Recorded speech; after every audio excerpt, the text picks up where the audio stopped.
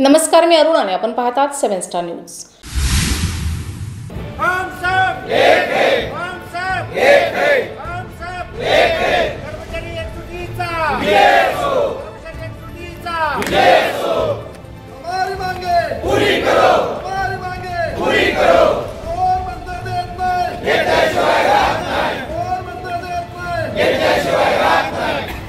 जुनी पेन्शन योजना पुन्हा चालू करण्यासाठी राज्यातील राज्य सरकारी कर्मचारी, मध्यवर्ती संघटना, महाराष्ट्र राज्य तसेच सरकारी, निमसरकारी, जिल्हा परिषद शिक्षक, शिक्षकेतर कर्मचारी, समन्वयक समिती, महाराष्ट्र राज्य आणि महाराष्ट्र राज्य गट ड चतुर्थ श्रेणीचे कर्मचारी, मध्यवर्ती महासंघ यांच्या वतीने राज्य सरकारने जुनी पेन्शन योजना पुन्हा चालू करावी यासाठी बेमुदत संप पुकारला आहे।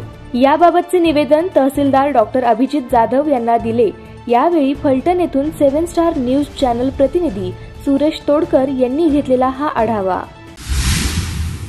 आज या ठिकाणी राज्य सरकारी, निमसरकारी, शिक्षक, शिक्षक कर्मचारी, सर्व नगर परिषद, अंशकालीन कंत्राटी कर्मचारी, जिल्हा संघटना, सर्वच शासकीय कर्मचारी यांच्या वतीने राज्य कर्मचारी मध्यवर्ती संघटनेने जे निवेदन दिलेलं आहे राज्य शासनाला, त्याच्यामध्ये एकूण जुनी पेन्शनबाबत मागणी केलेली आहे। एकूण 18 मागण्या केलेल्या आहेत।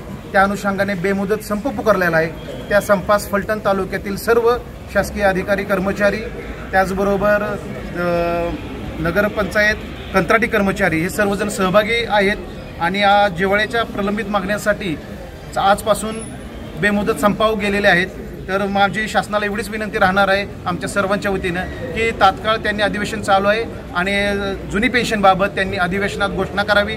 माननीय मुख्यमंत्री, त्याचबरोबर दोन्ही माननीय उपमुख्यमंत्री यांना निवेदन राहील, यांना विनंती राहील की त्यांनी आजच या जुन्या पेन्शनबाबत विधानसभेमध्ये घोषणा करावी। धन्यवाद। Suresh Todkar, 7 star news, Phaltan.